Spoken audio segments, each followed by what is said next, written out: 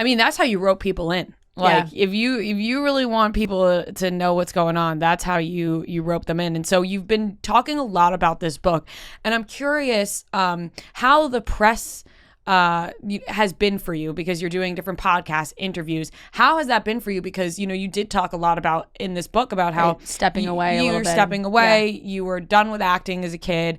You kind of just like didn't really want to be in front of the camera, and you're doing all this press. So how are you feeling now doing all of this?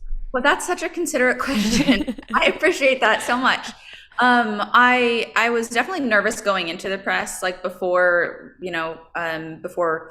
I kind of saw the schedule and I felt like, okay, I want to make sure that I had like a therapy session specifically for how I can show up and be myself and not feel like I fall into reverting to who I used to be in press, which felt very much I'd make myself smaller and I'd just kind of like giggle a lot and not really say anything and just kind of have a smile plastered on my face while I'm chucking whatever the thing was that I was trying to be selling. But it is refreshing to be talking about something that I care about, that I'm passionate about, because I don't have any there's no like stock soundbite that's been filtered through network executives and 8 rounds of people and had a million drafts before I just kind of like utter the soundbite. Now it feels very much more connected and I feel like I'm able to be present, which is a relief. But I will say, initially the press that started coming out was a lot of headlines, and the headlines were very stressful. Like the headliney stuff, I felt like, oh God, I was crying in my bed one night just thinking like, God, I really tried to put my whole soul into this book, and to feel like that wasn't really being acknowledged, and it was more just like the clickbaity headline aspects were being acknowledged. It was disappointing. But then this amazing thing happened where it shifted and people started reading the book and connecting with it, and it completely changed, and it stopped becoming about the headlines and it became more about people connecting with it. And that was so touching to me. And it was great to have that after having the low of like, oh God, it's just going to be these headlines and the feeling of disappointment. But it was definitely an emotional week. Yeah, absolutely. I do think that is a big part. You see that a lot with memoirs, that you want to sell books. So the weeks leading up, excerpts are sent out, and a lot of times those excerpts are some of the juicier stuff, and you don't have the full context because it's only a paragraph of the story. Right. And then, those get turned into those headlines and nobody's even read the book yet.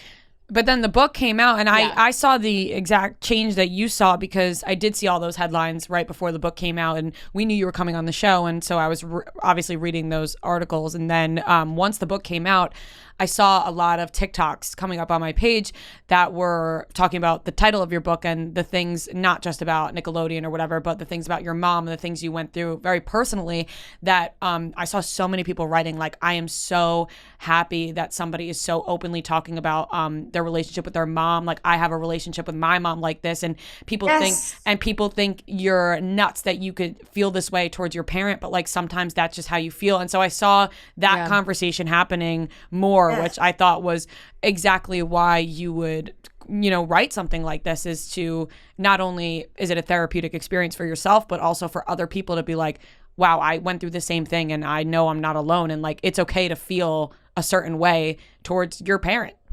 Oh my God, I've heard from so many people. First off, I love TikTok. TikTok, just the TikTok is just lovely. But a lot of people approach me and say like, my mom's still alive. I can't say this about her. I've been waiting for somebody to say something like this, and it means so much. And those people are the ones that I sort of squeeze the tightest and pray not to catch COVID from, because they're just so nice. And I do feel like it's something that's that needs to be talked about. And I'm glad that some conversations are happening around, parental and narcissistic abuse. Right. And this is a question I have for you, and considering all of that, is like I mentioned, some people saying, I felt like I could never, like somebody saying to you, I feel like I can't say, my mom's still alive and I feel like I can't say this about them. Did you think that while you were growing up, you were like, this is my mom, I can't feel this way about her? And then like, when did it shift to realizing like, oh no, this person is actually terrible to me, and you know what, she was my mom, but I need to just see it for what it is? Yeah, that's sort of the arc of the book, because now looking at things in retrospect, I have such a different perspective on it. But when I was little, I idolized my mom and put her on this pedestal and clung to the pedestal that I had her on because my identity was revolved around her and her being on that pedestal.